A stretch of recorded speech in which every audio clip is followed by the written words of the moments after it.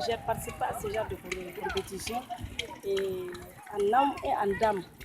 Si vous avez vu les deux équipes féminines qui se sont affrontées tout à l'heure, il y a une équipe qui m'a vraiment impressionnée. Et que si ces filles-là continuent encore à jouer au football d'ici 5 ans, vraiment je pense que la Fédération nigérienne de football aura sa pépinière là-dedans. Au niveau du ministère, la nouvelle vision du ministère, c'est de retourner à la base et de faire vraiment le développement du sport à la base. Au niveau de chaque discipline sportive, si vous avez constaté, c'est la détection des jeunes talents, c'est la création, la multiplication des centres de développement de différentes disciplines. Dans peu de temps, nous aurons au niveau de toutes les catégories et de toutes les disciplines des équipes vraiment qui seront représentatives. Je veux attirer l'attention des mères, des parents, d'accompagner les enfants dans le sport. Parce qu'il faut que le sport commence dans les familles, que les parents s'impliquent personnellement. Au niveau de chaque famille, qu'il y ait l'initiative d'envoyer les enfants, que ce soit filles ou garçons, à pratiquer des activités physiques et sportives. Parce que c'est très important. Quand l'enfant débute à la jeunesse, là, le bas âge, c'est difficile qu'il abandonne. Mais quand l'enfant va s'intégrer la pratique sportive, déjà à l'adolescence, il peut d'un moment à un autre quitter. Très bien même, parce que le sport, ce n'est pas à la portée de n'importe qui. Pour prendre une décision, il faut réfléchir. Ce n'est pas n'importe qui peut faire le sport. Les gens qui excellent dans le sport, là, c'est des gens qui sont des sportifs qui sont très intelligents. Donc moi, je pense que sport et études, vraiment, ça va de pair. Merci.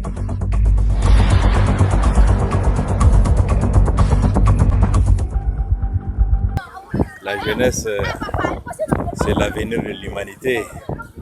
On a le devoir de venir voir qu'est-ce qu'ils font et pour les soutenir. C'est une bonne chose. Je me rappelle bien, il y a quelques semaines de ça, on a lancé le départ de ces éliminatoires et aujourd'hui, ils sont pratiquement à la phase finale. Et quoi de plus noble de venir lancer aussi ces sélections de phase finale.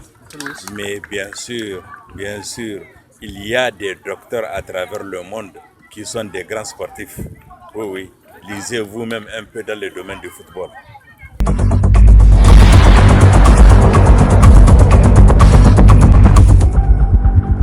Je suis de l'équipe CSPA Alissa. On a mis du sérieux, on a joué et en fait notre coach nous a encouragés jusqu'à la finale. Je suis très fier qu'on a eu cette je souhaite tous les présidents et le ministre de la Jeunesse et tous les supporters de notre équipe.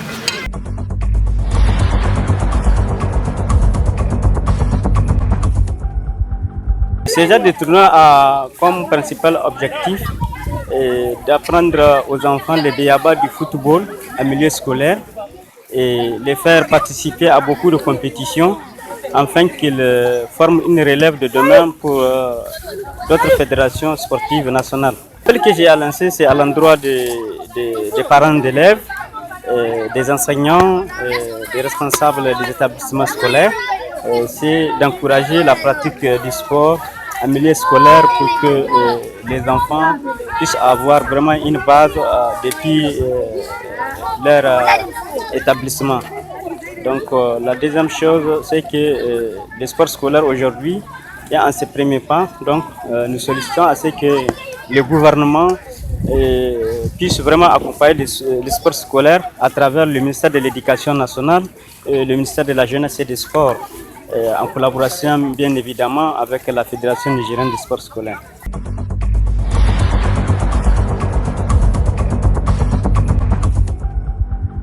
Cette compétition qui a démarré depuis le 14 mai, donc rentre dans le cadre de la Coupe d'Afrique de football scolaire, la première édition, qui est la CAF, n'est-ce pas, a jugé utile, n'est-ce pas, de faire jouer maintenant les scolaires dans son programme. Et nous avons commencé un peu en retard nos éliminatoires, ça aurait être au plan national. Donc compte tenu de ce retard, nous sommes campés sur la région de Niamey où on a pris 100 écoles. Et de ces 100 écoles, on a eu aujourd'hui les primés de ces 5 communes, 5 districts de sport scolaire, en filles et en garçons. Donc aujourd'hui c'était la phase finale. Et Dieu merci, nous avons eu les 2 représentants du Niger qui vont prendre part au mois de septembre prochain, début septembre. Ça doit être au Bénin, certainement, pour la phase, n'est-ce pas, zonale. Et à partir du Bénin, nous aurons les 2 représentants de la zone IFOAB. C'est une Coupe d'Afrique. Nous avons 6 zones au niveau de l'Afrique. Mais le Niger est concerné par la zone IFOAB. L'Afrique de l'Ouest, on a 2 zones, il y a IFOA A et IFOA B. Donc le Niger est dans la zone IFOA B où nous avons 7 pays. Et chaque zone aura 2 représentants, une équipe garçon, une équipe fille. Donc au mois de mars 2023, ça sera la phase finale de la première édition de la Coupe d'Afrique des Nations football scolaire dans un des pays africains qui sera connu bientôt. Il y aura 14 équipes qui seront présentes, n'est-ce pas, au cours de ce tournoi.